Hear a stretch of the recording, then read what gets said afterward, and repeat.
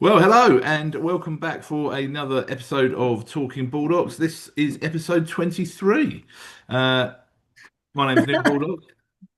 What's Sorry, your could you say name? that number three any higher? What's your name? Come on. My name's Matt Baldock. And we're talking Baldocks. And We don't do that until the end. well, we do it now, and we don't seem to be able to get a standard start to this podcast. So Well, because hopefully, you're just meant to go, I'm Neil Baldock, and this is, and I say, I'm Matt Baldock, and then we just carry on. But instead, you started with, this is episode 23.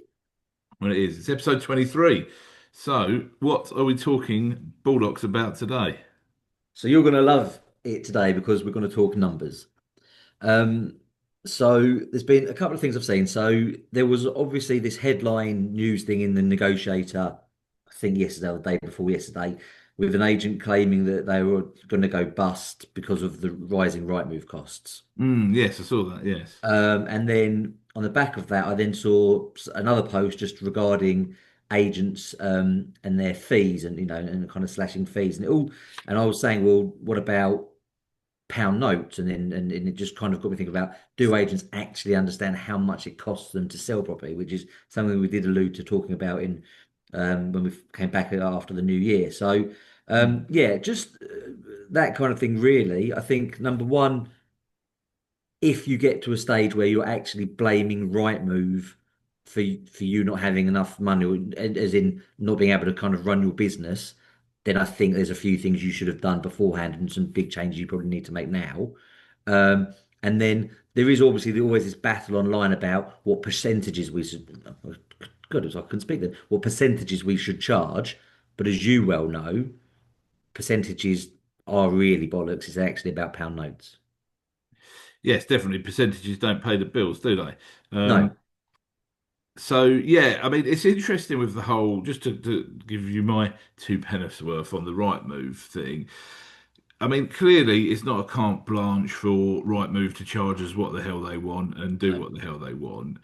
Um, but I do think, yeah, agents have like demonised Rightmove and forgot to start looking at the value they might be able to get from it. And if it is going to cost you that much money, yeah, can make sure you get the maximum out of it. But the other thing is, it's always touted around as my biggest overhead. It's my one biggest overhead. And if you're running a business of any scale, I guess it's not your biggest overhead. I mean, our team is our biggest overhead, so people are our biggest overhead. We've got a lettings book the size that our finance software costs us probably in a similar region, if not more, to Rightmove. So, but we get value from it, and that's why we have it. So, I think people have got to kind of like stop just going, "Oh, it's Rightmove. They're charging us what they want." As I say, with the caveat that yeah, the way they treat customers sometimes can be a bit of a piss take. But I always think you've got to try and work with if you need something, then you need to try and work with it. Well, that's what is it because, and this isn't a pro right move podcast, but by any means. So listen, we don't No. want our costs going up, and and actually our account manager at the minute seems a good guy, but we've had some dreadful ones in the past, right? But there isn't a law anywhere that I can see, and I've been an agent for quite some time now that says you have to advertise on Rightmove. Okay, so and when I point that out to customers, sorry, to clients in a consulting point of view. So when I point it out to other agents, they go, "Oh no, I have to be on Rightmove because I need it for my business." Well, then actually, if you need it, it probably is providing some value, right? Yeah, yeah. So you've got so Christian and Anne, for instance, are based in Shoreditch, a letting agency. They don't use Rightmove at all. They've pivoted their business and they've gone, right, we don't need Rightmove. We're just going to work off our social media and Zoopla and whatever else they use. But if people are saying, oh, it's not fair, they're charging me too much money, but I need them. Well, if they're so important that you need them, they must be bringing value. Mm. Yeah, that's right. And also, I think the other way to look at it is if it was any other business, let's say you had a building company and someone said to you, "Oh, well, my mate's extension only costs 30,000." And as the builder, you would say, "Well, that's very nice, but it's now 2 years on, and all the all the material costs have gone up X amount, and all the labour costs have gone up X amount, and so therefore it now costs you £50,000. What the builder doesn't do is say, "Oh, I love this business, so I'll not make any money and I'll do it for 30,000." Do you Mm. see what I mean? So people put their charge up to the owner, and I know that we could go down a rabbit hole with that about how to increase fees. But what you do to increase fees is you explain why and you explain the value, and the public well know that, or the public, a lot of them think, oh, you're just going to chuck it on Rightmove. So if someone's willing to make that comment to you, number one, you should be explaining your full marketing plan and everything else you do apart from that. But also, what you do is you say, you're quite right. One of the things I am going to do is put it on Rightmove. And did you know Rightmove cost me £30,000 a year, or whatever the figure may be? Um, and people will be shocked at that. And you say so. And also, by the way, I'm only trying to handle X amount of houses so we give you a fantastic service. So if we start computing that into numbers, and people kind of will understand that if you have that conversation with them. And that's why it's important to know actually what does it cost you to sell each house, because then when somebody's asking you to do it for a certain fee, you can actually fluently explain to them, I cannot do it for that because these are my costs. This is what you're going to get from me, and you either see value in that or you don't. Yeah. No, exactly. And that's something I definitely want to come back onto in a bit is actually the understanding of what it costs people to sell houses. But my just on this, my and again, I'm kind of generalizing because they will be different. And listen, we would like our Rightmove bill to be cheaper, and actually we'd like our Zoopla bill to be cheaper if you're listening as well. But um, what I tend to find the majority of agents that spend a lot of their energy complaining publicly about this is number one, right? Let's just be really honest. Life isn't fair. Mm, Okay, things happen that aren't fair, and so you can go, "Oh, this isn't fair," or you can make adjustments to get on with it. Okay, so correct. that's number one. But number two is, and on that, I tend to find the agents that are really vocal in their complaints, they're not actually. When you look at their business as a whole, they're probably not charging enough money. They haven't looked at their fees. They don't do a lot on social media. So they're not actually, rather than going, well, Rightmove's too much, I'm going to see what I can do to not need Rightmove. They're not doing anything. I looked at, they haven't updated their Instagram or their Facebook in God knows how many months. Mm, Um, they're not selling the right amount of houses they're listing. So actually, they're taking on a lot of houses, and not selling them. So they're not bringing enough income. It's not necessarily their cost too high. Sometimes it's actually they're not bringing enough income. And then as I put on a post yesterday, like, have you looked at do you, unfortunately, we've talked about teams being the biggest overhead. Is there a tough conversation to make there? Your general overheads as a whole, are you paying for leases? What's your office like? Do you need that size of office? Have you got a couple of photocopies on the go you don't need anymore? There are all lots of costs you could do, but what I find is people like it's a bit lazy, really, isn't it? We just like to point at the easy big bad villain and go, right, maybe it's expensive, rather than actually spending the time putting work and making maybe some tough decisions in the business that you need to do. And actually, so making some tough decisions to make some cuts, but also making some proactive decisions to bring more income in, as in doing more on social media, raising your fees, and actually being honest with yourself and saying, like, fuck, I'm only selling half of the houses I list. I've got a problem with the price I'm listing, or my lister needs mm. some training. Yeah, yeah, definitely. Um, I think, it will never go away in our industry because it is a big cost. We will always feel bitter about it, and I think that's fair enough as well Yeah, because of the historically poor customer service. So I think that's fair enough because actually, if Rightmove are listening, they could do a hell of a lot more to show their value. yeah, And that, we're talking about as an industry, if we want to charge the right fees, we need to show our value. They could take a lesson out of our book and do that back to the agency community as their customers. But the other thing about Rightmove, it's like when you're looking at marketing, um, where do your customers go? That's what we're always thinking. It's like, where do our customers go and where can we put our brand in front of them? Well, they all go on Rightmove. So why wouldn't you want your brand on there?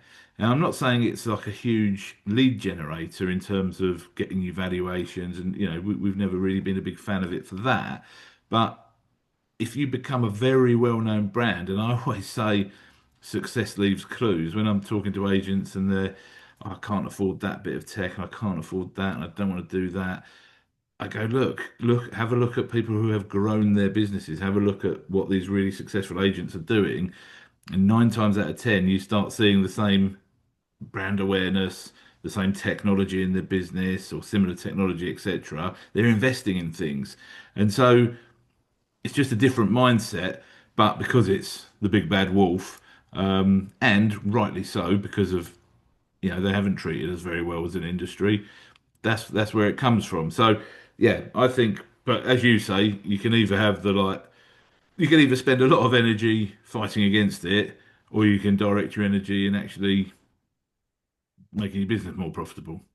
Yeah, sometimes it is what it is. I think I commented on someone commented on my post there, and I said, "Listen, I'm not a fan of Rightmove, but I'm even less of a fan of people moaning without changing anything."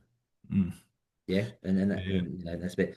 And then so on that, and this is where, especially because there might be some self-employed agents listening to this, thinking, "Well, I don't really have to worry about this because my Rightmove's covered by my the fee that I pay whoever the broker is I work under." But say a part of me is thinking that when they're moaning, they're not actually looking at their fees and charging more. And so again, there was an interesting post out yesterday about people charging percentages, and I just said, "Well, what does the pound notes look like?" And I actually don't necessarily feel that agents, and which is fair enough because, and I was exactly the same when I first came into this. We're all very good estate agents when we're employed. We don't know how to be business people, Mm, right? And then you get so caught up in the marketing and what you enjoy and trying to keep everything going, you don't necessarily learn the business stuff. You have self-taught in credit to you all the business side of things. So that's great. But so good agents aren't always good business people. And so they don't understand actually how much it costs them to sell a property.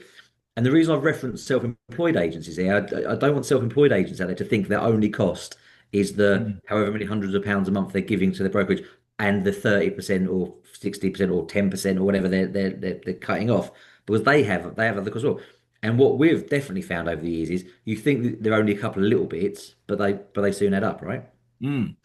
Yeah, 100%. Well, it's interesting. I want to make a point about self-employed people because if you think that that is your only overhead, you've really got to start actually thinking about um, what's your hourly rate because are you earning what you should be earning? So we can come back to that. Um, but yeah, I mean, basically, people have got to do an exercise, and it is a bit boring, but it's whilst it's boring, it's also light bulb moment time, and very enlightening once you know what the number is. Um, so people have got to kind of like understand how profit and loss account works.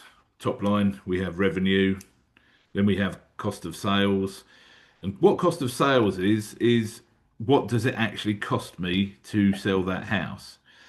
And we've actually moved Rightmove into our cost of sales. It used to be in our marketing spend, but then our marketing spend looked massive, and we were like, well, we're not really spending that much on marketing. So what's that all about? And we feel that we do need Rightmove. So we have moved, in our opinion, we need Rightmove to achieve the best results for our clients at the moment. So as part of our marketing strategy, that's what we use.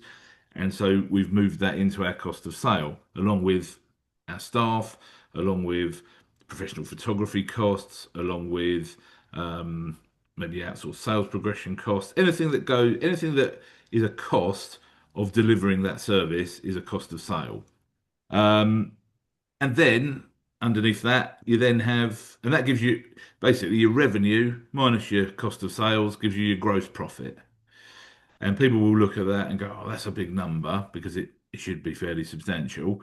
But then you have another section of your administration costs. So your accountant, your turning the light on in your building if you've got one, the heating, um, phones, um, any marketing you have done, leaflet drops, digital marketing, all of the rest of your costs.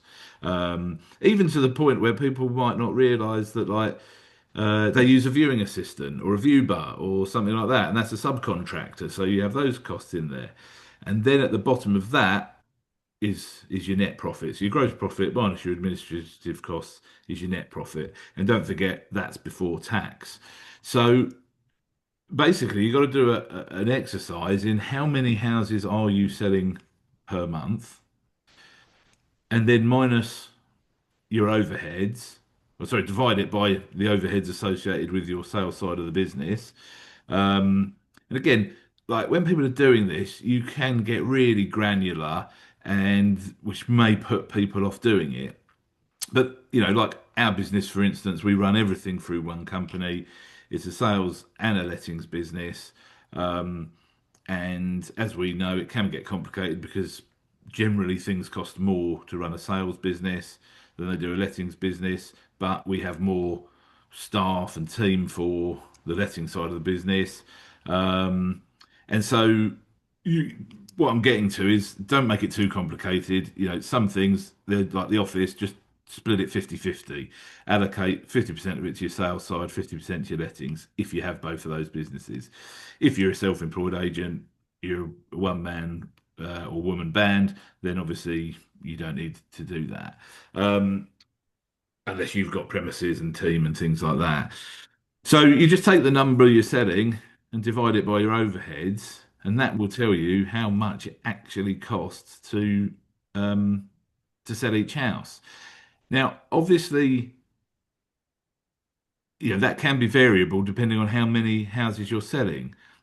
But there's no point in saying, oh, well, I can get that cost down if I sell 10 houses if you're only selling four a month. Because to get to the 10, you're probably going to have to spend more money on marketing and things like that. You're going to have to do a lot more. And also, you just got to be realistic with yourself of like, how many are we selling on average? So that's what I would do is take the average number of sales that the company's produced over the last year or so, and then divide it by that to get yourself an idea of what that number is. And quite often, people will do this exercise and probably think, like, shit, to be honest, because it'll be a lot higher than people think. Um, and then that's when you can implement a minimum fee so that well, this is what it's going to cost me to sell. There's no point in me doing anything under what my minimum fee is. And your minimum fee shouldn't be what it costs you, by the way. It should be because then there's no profit, right? So then you, as the director of the business, doesn't get paid because unless you put yourself on PAYE, you take your dividends out of the profit. So yeah, people have got to do that exercise um, and make the minimum fee to allow a profit margin in it for them. Yeah, no, I 100% agree. And it's something we've done because we've done the paper. Because I mean, we've done a minimum fee for years, but we once, we were smug, we've got a minimum fee. And then I think you ran all the numbers and we worked out that on our minimum fee, we were losing about £300, Yeah, that's on the exactly. sales. So then we had to, well, that can't be the minimum fee anymore. It has to go up. And this is where I think, we do target ourselves as a percent. We say, this is roughly our standard percentage. But I mean, the last property I've listed, if you look at it as a percentage, it's 2.2%, which is well above what we usually would go at. However, it was a lower volume property. It's leasehold with a higher than you'd like ground rent. So I know it's going to take longer because it's not even just what it's going to cost me to sell it, it's how long it's going to take me to get paid because I know it's going to end up needing a deed of variation. So it's going to take longer to go through. So for me, it had to go even. I almost had to have a new minimum fee for it. I was like, well, our minimum fee is this, but this one's going to take longer to go through, so it's going up. So yeah, it's not me swanning around saying, oh, I charge 2.2% on everything, but it's like that was the least A, I was willing to work for, and B, that would actually make the company profit. Mm. Yeah, and actually, people really understand it. Again, I believe everybody understands things when it's explained to them, Hmm. and people can then see value when it's explained to them, and then they make their choice over whether that's valuable or not. But a lot of times, people would approach us with an apartment, and I would literally say to them, "Look, we'd love to help you, but we're going to be very expensive, and we're probably going to be over 2%, and you will be offered 1% elsewhere. But these are the reasons why." Um, but we have a minimum fee which is X amount, and yeah, it may well equate to 2% or more. If you want to use us. If you don't, I totally understand that. And yeah, probably half the time they go, oh well, yeah, no, I can get it cheaper, and half the time they go, well, look, I really want to work with you guys, and I trust you. and here you go. And so we do sell apartments, but you've got to know those numbers because otherwise you just make yourself a busy fool. And I think the point with the self-employed agents is that yeah, your costs are not your £150 a month or £300 a month, um, or whatever the license fee is to your particular brokerage. That's one of your costs. You've still got your own fuel costs. You've still got your own marketing costs, your heat and light, and all of these, your accountant, and all these different things. And also, you should have an hourly rate that you're willing to work for, because I've never had a job where I walk in and they dictate, like they say, I'll pay you this, and if I'm not happy with it, I accept it. Do you know what I mean? And like Yeah. I say, this is what I want to be paid, and the employer is either either feels I'm worth that money or not. And I don't think any member of the public, and sometimes you can explain it to this, like they're saying, "Oh, I want you to do it for this much." You can say to them, "Well, when you go to work each day, does your boss come in and say, oh, I just want to pay you a bit less today?" Yeah, Um, that's the point. Is I think you make there. It's not. It's you've never taken an employed job and your wage has fluctuated and changed. You know, that's you right. take a job, it's that amount, and you can we get paid per annum, but really you can always work out as an hourly rate. But it's not on a Tuesday. Oh, actually, I'm going to drop you down to this. But oh, actually, Friday, I'm happy to pay you more. That's your worth, and that's what you know you're getting paid. And as you say, if you're going to be self-employed and taking all the risks and you want the rewards back, you need to work out how much you want to be earning. Yeah, yeah, exactly. So I think it's a really important exercise for people to do.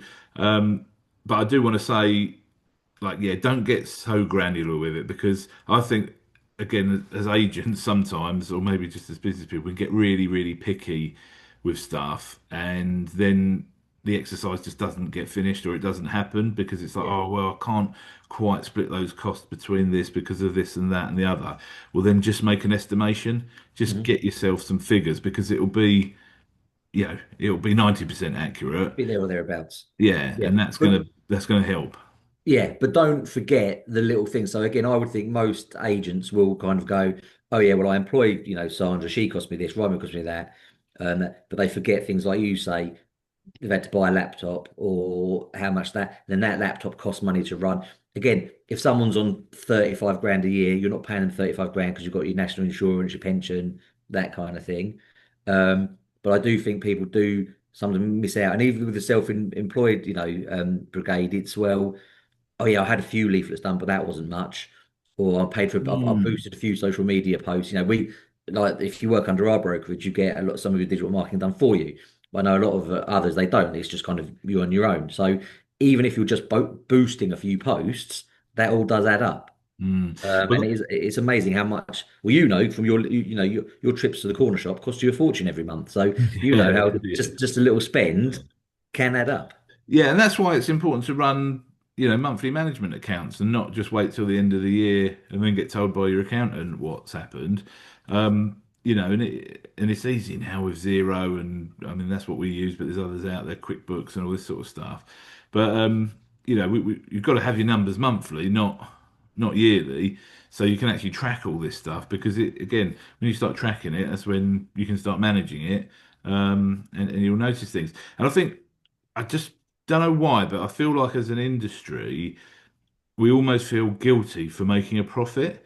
Mhm.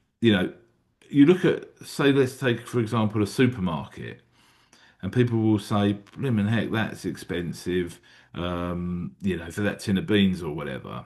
Well, that might not be a great example where I'm going with this because if you drop a tin of beans, it just generally dents and not bursts open. But let's say a pot of yogurt, and people think, right, well, that's bloody expensive. The thing is, what a supermarket is doing is taking into account they've bought it for X amount. They've got to open their store. They've got to put the lights on and heat it and everything else. They've got to put the staff in there.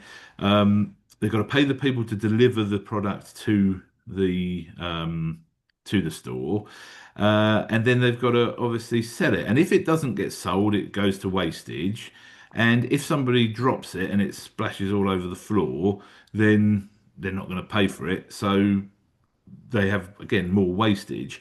So all of that is factored in to their pricing so that they never break even or lose money. They've got profit factored into everything. And I don't think as an industry we have thought of in that way in the past, and we don't price those things into our models. No, that is a really good point. A really, really good point. Well done, in fact. Because I might know a bit what I'm talking about. yeah, because that was something I did want to mention. Because again, so when we were talking about your overheads, your cost of sales, don't be working that. I mean, you said it, but I want to emphasize it. It's on the amount of properties you sell, not Mm. the amount of properties you list, Correct. Yeah, yeah. right? Because it's only when you sell them that is you bank. Because what I find when I go out and work with agents, we'll go through their very basics. How many how do you get how many vowels do you need, how many listings, how many sales, and people always say, well, I list at 50%, so if I do 10 vowels, I'm going to list five, and they'll know weirdly at the other end that some sales are going to fall out of bed. So they'll proudly tell me they've got a 10% fall through rate, but they always forget that they don't sell every house they list Mm. you know. And actually, I mean, nationally, the stat is that only 56% of properties listed are sold, which is terrifying. I think actually good agents are still only selling about 70%, unless you are literally only handling one or two transactions. If you're handling anything, maybe 10 properties and above, I think if you're selling 80%, you're in the top percentile of agents here. So that's really important to remember is when you're doing your numbers, remember if you're listing 10, you're probably not completing. You're not Mm. completing because you're probably only putting eight under offer, and out of those eight under offer, you're maybe only completing on six. Yeah. So all of a sudden, 10 listings become six completions, and that's a huge difference in pound notes. Yeah, it's a massive difference, especially if well, you will have done, you've been paying overheads on the ones that you've taken on and not sold. Yeah. So that's really important to consider. And then also, you've got to do the exercise on your total overheads. But another thing that's really important to consider is your cost of sales, because you might think you've got, let's say, a £4,000 fee, for instance, and then you work out, but every one of those I pay a professional photographer. Every one of those I pay an outsourced sales progressor when it completes. Um, and anything else you're paying in terms of marketing costs specifically for that property. So, sorry, the other one, like, again, people forget is, yeah, you got your wage bill, but that you got to factor in commission. So, to your team. So every time one of these property completes, you probably, let's just say round number 10% goes off to the whole team in terms of the lister and the negotiator. So you're losing 10% of your fee every time, plus your photographers, plus um, your sales progressors. So actually, your fee is a lot less than you think it was to start with Mhm. before you then take into account all your office overheads. Um, so again, that's all got to be factored in. Obviously, really people should be then getting the vendor to pay a commitment fee, etc., for to cover the costs of the marketing. But again, another conversation for another time. But that's the reason you got to introduce things like that. Yeah, no, 100%. But it's a conversation maybe for another time, but it's important just to mention that minimum fees, minimum viable fees are very important, but also upfront contributions, and upfront payments, are very important, I think, to help with cash flow. And also, as you say, to cover some of those costs that you're going to lose out on down the line, because we're not all going to sell every house we list. That's just the fact of life. Mm. Yeah, and there will be people watching this probably going, well, I'll just sell some more houses, and then the cost comes down. I'm selling five a month. I'm going to sell 10 a month. Okay, well, go and show me how. You know what I Yeah, mean? yeah, yeah. And because Without it's not, spending any more money. yeah, because yeah, exactly, because it's not as easy as that, as we all know. Um, and yes, but there is, people could change their model and go low fee, high volume, and that will bring the cost of selling each house down. But then your revenue is not going to cut. Do you know what I mean? So you've got to look at how you cut it up. Mhm. And I would always suggest that higher fees, higher profit margin is better than low volume. Sorry, high volume, low fee, because there's not a lot of margin in. And actually, we've had conversations with agents like that before who are absolutely smashing it, market leaders. smashing the hell out of it. Brand is everywhere. They are the go-to agents in their area. And then they'll say, yeah, look, it looks good, but we're actually not making that much money. We're not making much profit Yeah. because we've had to review our fees now. Um, so yeah, I don't think the high volume, low fee is what people might think it is. No, fair enough. And of course, if anybody, if you listen to this as an agent and, and thinking, fucking hell, that sounds like a minefield, those costs. I don't know where to start. We obviously, I'm going to say we, but realistically, it will be you. We can help people with this. So if anyone Yeah, gives us a shout, have a chat with Neil. We can come into your business and show you what you can do to change things and make it more, either bring more income in or make what you've currently got more profitable. yeah, definitely. Great stuff. All right. So listen, I'm going to finish this. I'm going to show you how it's actually done. So I've been Matt Baldock. You've been The expert, Neil Bulldog. Wanker. And that was talking Baldocks. Goodbye.